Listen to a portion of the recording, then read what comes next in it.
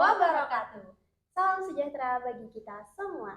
Halo teman-teman, terima kasih telah bergabung di Tatanan Talk Show with Duta Kebidanan dengan tema motivasi dan manajemen waktu menjalani peran mahasiswa kebidanan dan kampus ambasador.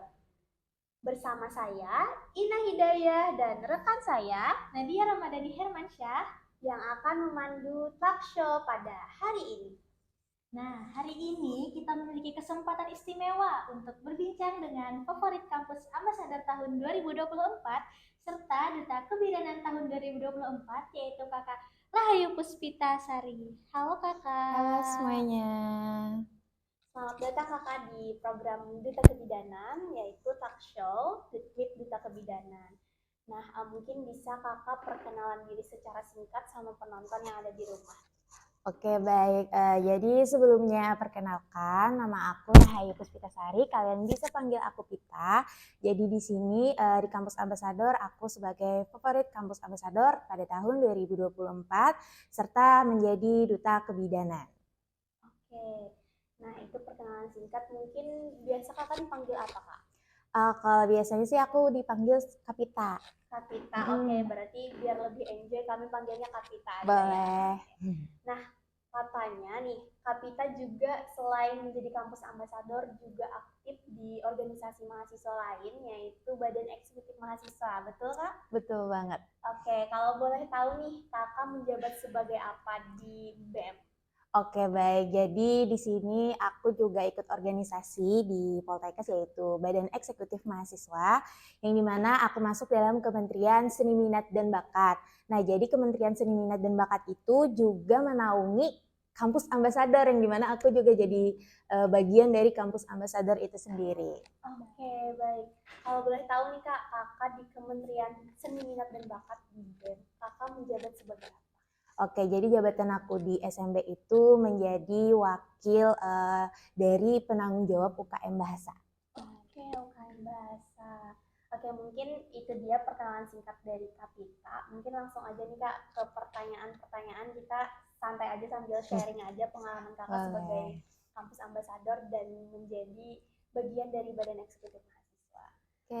Oke, ini untuk pertanyaan pertama Kak. Apa sih yang awalnya memotivasi Kakak untuk aktif di Badan Eksekutif Mahasiswa dan menjadi kampus ambasador? Mungkin Kakak bisa sharing bagaimana cerita awal Kakak bisa bergabung dan ngambil dua peran sekaligus di kampus ini. Oke, aku cerita dari awal ya berarti. Boleh.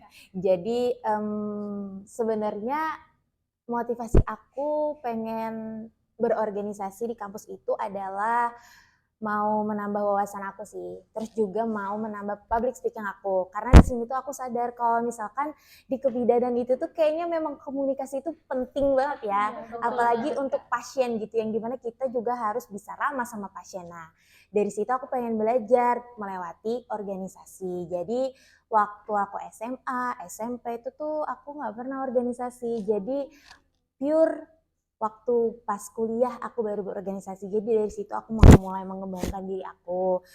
Dimulai dari ikut Badan Eksekutif Mahasiswa, dan untungnya alhamdulillahnya aku lolos buat masuk BEM. Terus juga untuk kampus ambasador ini awalnya aku sebenarnya nggak nyangka aja sih, karena sebenarnya bukan dari planning aku buat ikut kampus ambasador. Cuman mungkin kakaknya memilih aku karena mungkin memang aku bisa bertanggung jawab lah di kampus ambasador sendiri, apalagi hitungannya aku di BEM itu di SMB dan aku tuh menaungi kampus ambasador juga, jadi kayak mungkin gak expect aja gitu kepilih. Nah, dari situ mungkin pelajaran yang bisa aku dapat dari BEM dan juga kampus ambasador itu pengalamannya sih, kayak emang serame itu ikut organisasi di Poltekkes itu sendiri. Oke, nah itu dia teman-teman cerita awal kenapa sih Kapita semangat berorganisasi, padahal awalnya kan dari SMP atau SMA belum pernah ikut ya, belum pernah sama sekali. Keren banget ya teman-teman, bisa langsung beradaptasi, langsung mengambil dua peran sekaligus di organisasi dalam kampus. Mungkin bisa next pertanyaan selanjutnya. Nah, sebagaimana yang kita tahu tadi, Kapita bukan hanya sebagai anggota dari BEM, Kak, tapi juga sebagai kampus ambasador dan sebagai duta kebidanan. Jadi menurut kakak apa sih tantangan terbesar dalam kakak membagi waktu antara kuliah, organisasi, dan tanggung jawab kakak? Pernah nggak sih kakak tuh merasa kewalahan? Kalau pernah mungkin gimana cara kakak memanajemen waktu kakak secara efektif? Oke, kalau misalkan ini buat yang di kampus ambasador atau yang di BEM juga? Jadi boleh Boleh keduanya. keduanya ya. Dua-duanya. Oke, jadi kalau misalkan di BEM ini, karena kebetulan kan Badan Eksekutif Mahasiswa itu memiliki prokja yang besar-besar kan, yang dimana mencakup 6 jurusan. Di situ tuh tantangan buat aku kayak membagi waktunya itu ketika waktu kemarin adalah prokja Disnatalis, yang dimana di situ aku udah jadi inti acaranya. Di situ menjadi tantangan membagi waktu, yang dimana di situ banyak skill lab, terus OSCE juga. Nah, cara membagi waktunya itu adalah yang dimana aku mengorbankan salah satu yang biasanya aku lakuin. Contohnya misalkan main sama teman aku atau tidur. Nah, itu benar-benar dikurangi untuk membagi waktu antara aku kuliah dan juga pada saat aku di BEM. Terus kalau untuk di kampus ambasador itu kemarin waktu pas pemilihan kampus ambasador ya, di mana aku tuh dinas juga pada saat itu. Jadi kayak aku benar-benar membagi waktu. Nah, terus cara membagi waktunya itu yang dimana kan di kampus ambasador itu kan aku nggak sendirian ya. Nah, jadi kalau dari aku itu, aku mengarahkan job desk aku ke teman aku kayak minta bantu kayak gitu-gitu. Nah, jadi otomatis waktu aku dinas dan juga waktu aku pemilihan kampus ambasador itu tidak terganggu. Jadi masih fleksibel, masih bisa lah diarahkan kayak gitu. Tapi mungkin pada intinya yang dapat aku ambil, kita tuh jangan malu untuk minta tolong, minta bantuan, Bener. dan jangan lupa ucapin terima kasih juga ya, Ya, Kak. bener banget. Karena kan kita bekerja, program kerja itu tidak sendirian ya. Banyak orangnya. Yang penting kita tetap bertanggung jawab aja sama job desk kita pada saat kita jadi kepanitiaan. Itu sedikit ilmu nih dari pertanyaan ini yang bisa kita ambil ya teman-teman, bahwa dalam setiap organisasi itu kita jangan ngerasa kita bisa ngelakuin semuanya sendiri ya Kak. Kita nggak apa-apa banget buat minta bantuan sama orang lain gitu, selagi itu dia mau membantu, dan jangan lupa kita juga ucapin terima kasih gitu, biar sebagai tanda kita tuh menghargai mereka udah membantu kita. Bener banget. Oke, untuk next question Kak, gimana sih cara kakak agar tetap semangat belajar nih di tengah padatnya kuliah, kegiatan kampus gitu, gimana biar tetap semangat untuk ngelakuin semuanya gitu? Oke, karena biarpun aku berorganisasi, aku tetap bernomor satu kan akademik ya. Jadi yang buat aku semangat itu tuh mungkin aku ngingat orang tua aku yang di rumah membiayai aku sampai mau lulus nanti. Jadi dari situ aku mengingat terus tuh kayak ini ada orang tua aku nih yang ngedukung aku. Jadi aku harus tetap semangat gitu, biarpun pelajaran yang kita pelajari pada saat di kebidanan itu susah dan sangat-sangat susah gitu ya. Apalagi setelah aku menjalani dinas di RS ini yang dimana pure memang di kebidanannya itu, wah itu memang susah, tapi itu tuh jadi tantangan buat kita. Kayak mungkin yang bikin semangatnya lagi itu adalah ketika aku membantu menolong persalinan. Di situ tuh aku merasa kayak oh ternyata perjuangan seorang ibu tuh luar biasa. Nah, itu yang bikin aku kayak oh ternyata bukan langkah yang salah untuk aku masuk ke jurusan kebidanan gitu. Nah, itu yang bikin aku makin semangat terus buat belajar di kebidanan. Luar biasa banget teman-teman, pengalamannya udah sampai dinas rumah sakit yang langsung terjun bantu orang gitu ya Kak. Jadi banyak banget pasti pengalaman-pengalaman berharga yang bikin Kapita pastinya tambah semangat kuliah di kebidanan. Next Kak, jadi sebagai kampus ambasador yang mana kakak menjabat selama 1 tahun, mungkin hal apa sih yang paling berkesan bagi kakak? Hal yang paling berkesan kalau misalkan buat aku itu mungkin aku kenal sama teman-teman aku yang di kampus ambasador, ya mereka asik-asik, terus juga mereka itu punya pengalaman masing-masing, di mana situ juga bisa storytelling tentang pengalamannya masing-masing gitu, terus sama kebersamaan kami apalagi membagi waktu antara jurusan satu dengan jurusan lainnya itu kan susah. Nah dari situ mungkin ada momen berkesannya gitu. Jadi mungkin lebih ke momen kebersamaan sama pengalaman kami ketika kami berprogram kerja di kampus Ambasador. Baik. Oke, next question. Semisal nih Kak, ada Kakak menjalankan peran sebagai kampus Ambasador. Menurut Kakak, seberapa penting komunikasi dan kepemimpinan tuh Kak untuk menjalani sebagai kampus ambasador, sebagai jurusan kebidanan yang nanti bakal menjadi profesi bidan pada masa kini. Seberapa penting sih menurut Kakak komunikasi dan kepemimpinan? Oke, jadi kita turun ke organisasi itu memang yang pastinya yang diasah itu adalah kepemimpinan kita ya. Nah, jadi kalau misalkan kita mau jadi seorang pemimpin itu kita juga harus bisa melatih komunikasi kita terhadap anggota kita, terhadap teman kita. Kalau misalkan kita cuma jadi pemimpin, tapi kita tidak bisa berkomunikasi dengan baik, itu pasti bakal ada yang namanya miskomunikasi. Nah, jadi kayak contoh misalkan pengalaman aku setiap berprogram kerja tuh, itu emang susah sih kita memimpin. Tapi dari situ kita belajar caranya memimpin, bagaimana di dalam sebuah organisasi, terus juga komunikasinya juga kita latih. Nah itu pasti bakal ada aja hal kecil miskomunikasi pada saat kita menjalankan program kerja. Nah tapi dari situ kita belajar juga kalau misalkan komunikasi itu hal sekecil apapun itu pasti penting banget dan emang harus dijadikan evaluasi terus-menerus tuh masalah miskomunikasi. Nah jadi komunikasi itu penting banget ketika kita menjalankan program kerja, bahkan bukan di program kerja aja sih, tapi di dunia kerja, di teman juga. Nah itu komunikasi emang penting banget supaya menghindari hal yang namanya miskomunikasi. Oke, mungkin ini pertanyaan dari aku pribadi. Misalnya Kak, di organisasi atau nanti mungkin dinas, kan kami nanti juga bakal turun dinas ke rumah sakit juga. Misal ada terjadi miskomunikasi mungkin dari anggota organisasinya, itu apakah ada tips and trick Kakak untuk menyelesaikannya gitu? Oke, jadi kalau buat aku sih sesuai pengalaman aku, kalau misalkan ada miskomunikasi itu adalah bicarakan langsung dengan orang yang memang dari kamu itu adalah miskomunikasi. Jadi kita bicarakan, terus kita luruskan. Pokoknya yang penting dari diri kita sendiri aja inisiatif. Kalau misalkan lawan main kita itu tidak ada inisiatif buat membenarkan komunikasinya, dari kita sendirinya aja. Karena kalau dua-duanya nggak ada niatan buat membenarkan komunikasinya, bakal terus miskomunikasi kan. Nah jadi daripada kita menunggu lawan main kita, mending kita sendiri aja langsung yang menjelaskan ataupun meluruskan masalah yang terjadi pada saat itu. Kayak gitu sih kalau buat aku. Jadi aku memberanikan diri aku buat duluan buat membenarkan miskomunikasi yang terjadi pada saat itu.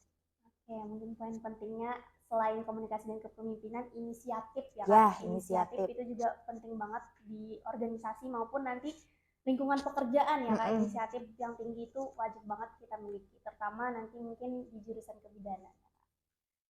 Next Kak, sebagai kampus ambasador tentunya Kakak menjadi role model ya Kak bagi mahasiswa lain.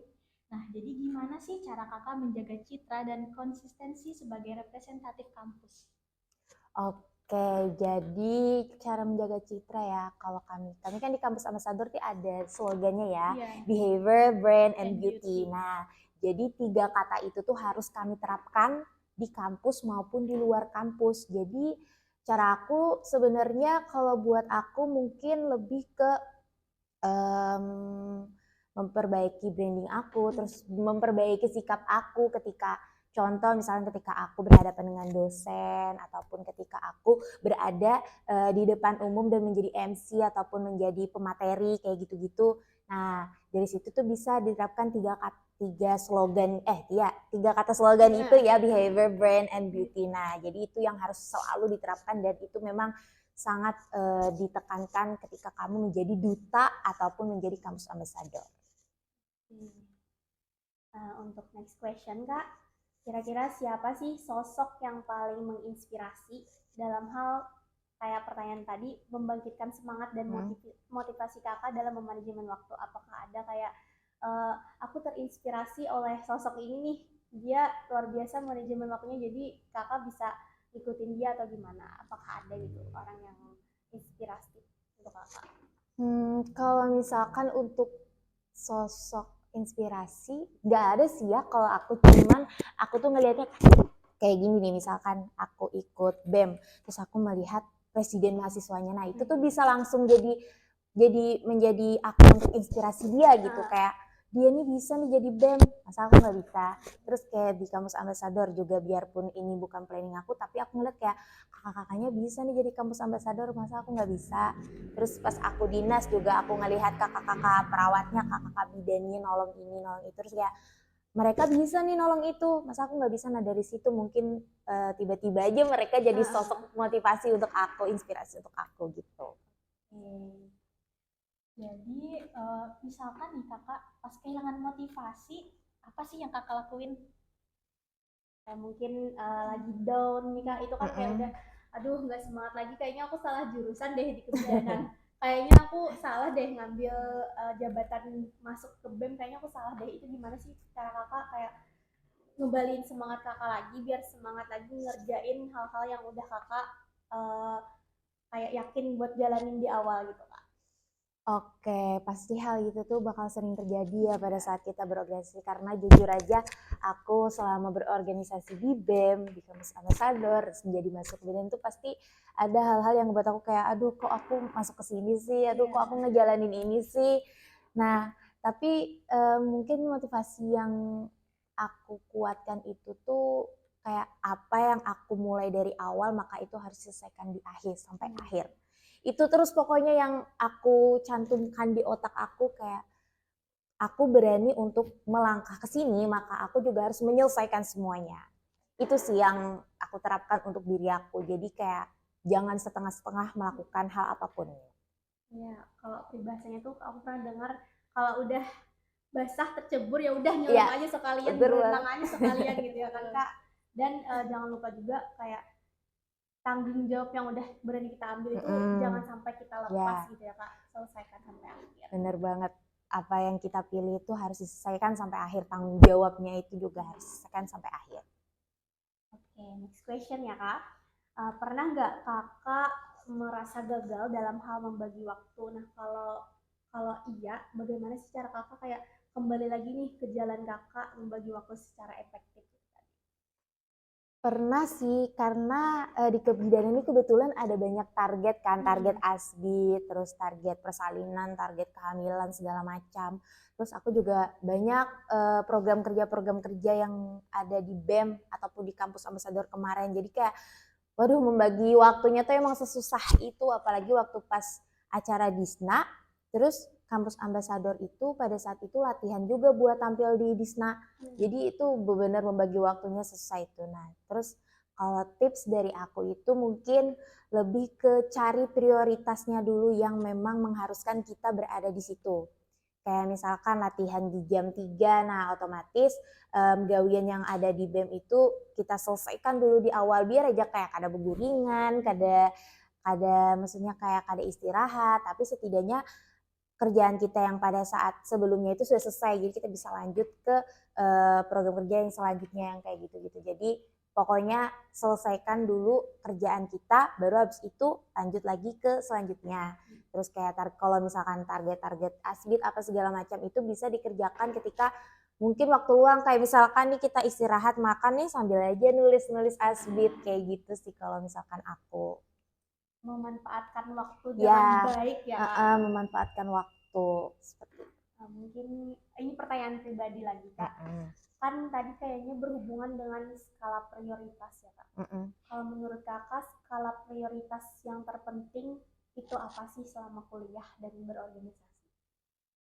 Skala prioritas aku tuh yang pasti yang paling penting itu adalah jurusan. Baru habis itu keluarga, terus baru habis itu organisasi. Karena biarpun hitungannya masih ada masalah keluarga, tapi tetap jurusan kan yang harus kita kerjakan, karena memang nggak bisa ditinggal akademik itu. Jadi itu skala prioritas aku. Jadi jurusan dulu, keluarga, baru organisasi. Keren banget ya teman-teman. Nah tadi udah kita dengar juga dari Kak Vita bahwa beliau cukup sibuk ya Kak untuk membagi waktu. Jadi pernah nggak sih Kakak merasa gagal dalam membagi waktu tersebut? Nah kalau pernah mungkin gimana nih cara Kakak bangkit dari kegagalan tersebut Kak? Kalau gagal pasti pernah sih. Cara aku bangkit itu aku mengingat kembali kebersamaan aku sama teman-teman aku, ngerjain ini bareng-bareng. Nah, itu yang membuat aku semangat lagi kayak aku di sini nyeburnya tuh nggak sendirian, tapi rame-rame gitu. Nah, jadi itu yang memotivasi aku dan membuat aku masih semangat dalam menjalankan program kerja yang ada di BEM maupun di kampus Ambasador. Yang lain aja bisa berenang udah tenggelam, mereka bisa berenang masa kita enggak gitu ya. Nah, betul banget. Nah, menurut kakak, bagaimana cara mahasiswa kebidanan lain nih agar bisa tetap aktif berorganisasi tanpa harus mengorbankan akademiknya, Kak? Kalau menurut aku tuh yang pastinya harus berani dulu sih, karena harus dari diri sendiri dulu berani untuk membagi waktu ketika nanti kamu berorganisasi dan akademik. Karena kalau misalkan kita sudah terjun ke organisasi itu kita nggak bisa lagi egois harus mengutamakan diri kita sendiri untuk ke jurusan, biarpun jurusan di nomor satu kan, tapi kamu tetap harus ada tanggung jawab di organisasi. Jadi yang pastinya adalah kesiapan diri sendiri dan juga tanggung jawab ketika nanti kamu memilih turun ke organisasi gitu. Jadi harus dari diri sendiri dulu, berani dan juga siap untuk turun ke organisasi gitu. Selanjutnya Kak, setelah menjadi berapa bagian dari organisasi di kampus, mungkin apa manfaat terbesar yang kakak rasakan di dalam diri kakak dari kakak mengikuti organisasi-organisasi tersebut?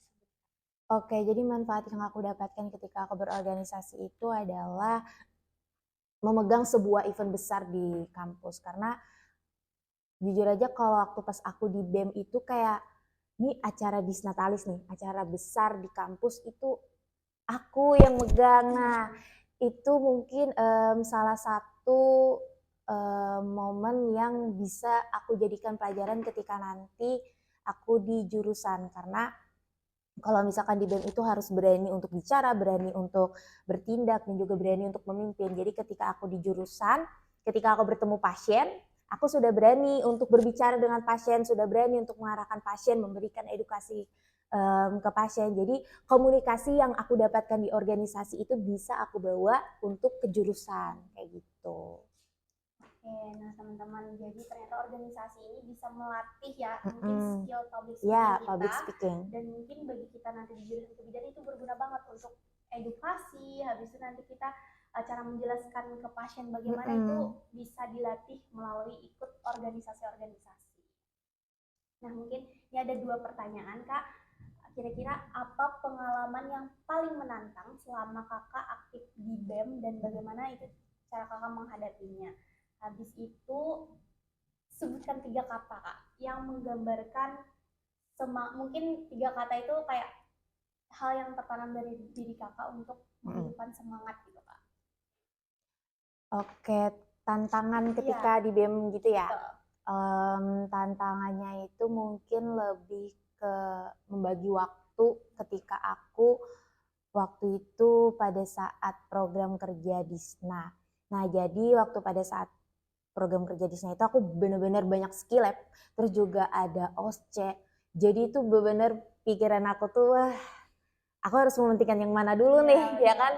Sedangkan di Disna aku jadi inti acara, tapi di jurusan aku skill lab juga. Nah, terus itu tantangan buat aku dan alhamdulillahnya aku bisa ngelewatin itu semua, dan itu semua tuh berkat teman-teman aku juga yang ngedukung aku, teman-teman satu kementerian. Terus kalau misalkan nih di jurusan ini aku tertinggal info apa atau materi apa tuh aku bisa tanya sama teman aku, dan untungnya teman-teman aku nih se-care itu sama aku. Jadi kayak kalau misalkan ada materi yang tertinggal, teman-teman aku tuh ngasih tahu aku, ngajarin aku, apalagi misalnya contoh ada skill lab, nah terus tindakannya ini aku belum bisa karena aku kemarin nggak ikut.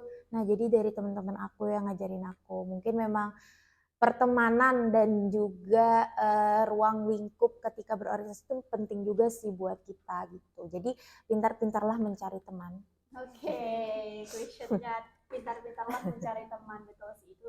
itu juga mungkin yang saya rasakan gitu ya Kak. Kemarin mungkin ada beberapa organisasi juga yang saya ikuti, dan bantuan teman itu balik lagi emang benar-benar penting, dan sekali lagi kita itu minta tolong itu nggak masalah gitu ya Kak, balik lagi ke yang awal gitu. Oke, mungkin tadi 3 kata yang bikin kakak semangat dan itu jadi pegangan kakak. 3 kata ya. Aduh, kayaknya banyak banget nih motivasi untuk diri aku gini ya.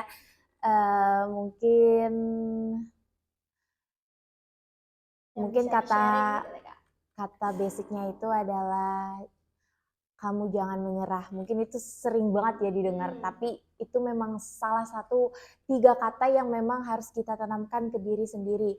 Kita jangan nyerah, apa yang kita ambil itu kita harus yakinkan kita bisa selesaikan sampai akhir, jangan kerjakan hal tersebut setengah-setengah. Jadi kayak apa yang kita ambil, apa yang kita pilih itu memanglah sudah takdir kita, dan itu memanglah pilihan kita dari hati ya. Jadi harus dikerjakan sampai akhir. Dan kalaupun kita dipilih, artinya kita dipercaya. Iya, artinya kita dipercaya. Kayak betul-betullah menjalankan amanah yang sudah dititipkan ke kita. Nah, teman-teman, kini kita tiba di last question, yaitu Kapita. Pesan apa yang ingin kakak sampaikan kepada teman-teman mahasiswi kebidanan agar semangat, disiplin, serta percaya diri dalam menjalani setiap peran yang mereka ambil nih Kak? Oke, jadi pesan yang bisa aku sampaikan buat kalian, jangan takut untuk berorganisasi ketika kuliah. Karena banyak nih kan isu-isu beredar kayak, kalau misalkan kuliah tuh jadi mahasiswa kupu-kupu aja, gak usah berorganisasi, capek, gini, nanti kalian ditipu sama cutting. Padahal menurut aku kalau misalkan kalian berorganisasi itu justru malah kalian melatih public speaking kalian nanti ketika kalian menghadapi pasien, menghadapi rekan kerja. Nah itu tuh penting banget komunikasi public speakingnya kalian. Terus cara melatih kalian ya di organisasi itu sendiri. Kalau misalkan menurut kalian di jurusan gak cukup, maka latihlah di organisasi, yang dimana di organisasi itu kalian bertemu tidak dengan satu jurusan, tapi dengan orang-orang di internal maupun di eksternal. Nah itu kan bisa melatih public speaking kalian. Nah jadi buat kalian jangan takut untuk terjun ke organisasi, karena kapan lagi, kita kan masih muda ya kan, belum menikah gitu-gitu. Jadi kayak kesempatan ini tuh nggak bisa terulang lagi gitu. Iya, nggak bisa datang 2 kali. Jadi kayak kalau misalkan kalian berani berorganisasi di BEM, di Kampus Ambasador, jadi duta, itu pilihan kalian tepat banget, karena hitungannya itu menjadi momen ketika kalian waktu muda, kalian itu ngapain aja, berarti kalian bisa menjelaskan kayak aku dulu pernah jadi duta nih gitu. Nah seperti jadi kata pepatah ya Kak, berkelana di waktu muda, bercerita di waktu tua. Nah bener banget, jadi ada ceritanya gitu waktu pas kalian udah kayak kalian ini, aku pernah gini nih waktu pas kuliah. Nah jadi itu makanya kalian gak usah takut untuk terjun ke organisasi ketika kalian kuliah, seperti itu. Oke, nah mungkin itu tadi udah masuk ke pertanyaan terakhir dari kami. Udah banyak banget ilmu dan pengalaman yang Kapita sharing sama kami. Semoga kami dan teman-teman di rumah yang nonton mungkin bisa mengambil hal-hal positif yang udah disampaikan oleh Kapita dan bisa menerapkan untuk nanti ke depannya, bahwa organisasi itu penting untuk melatih kepemimpinan komunikasi kita, dan itu juga berguna nanti untuk kalian di lapangan pekerjaan gitu ya Kak. Oke, kami juga mengucapkan banyak-banyak terima kasih kepada Kapita yang sudah bersedia hadir dan menjadi tamu yang spesial banget di tatanan kami pada kali ini. Terima kasih sudah mau berhadir dan meluangkan waktunya. Terima kasih juga kepada penonton yang sudah setia dan berpartisipasi dalam acara hari ini. Kami berharap diskusi ini memberikan wawasan baru dan inspirasi bagi kita semua dalam upaya tetap aktif berorganisasi di tengah padatnya jadwal kuliah, khususnya di jurusan kebidanan. Oke, sekali lagi kami sebagai perwakilan Duta Kebidanan mengucapkan terima kasih karena telah membersamai kami sampai akhir. Kami memohon maaf apabila terdapat kesalahan kata atau perbuatan dari kami. Akhir kata, wassalamualaikum warahmatullahi wabarakatuh.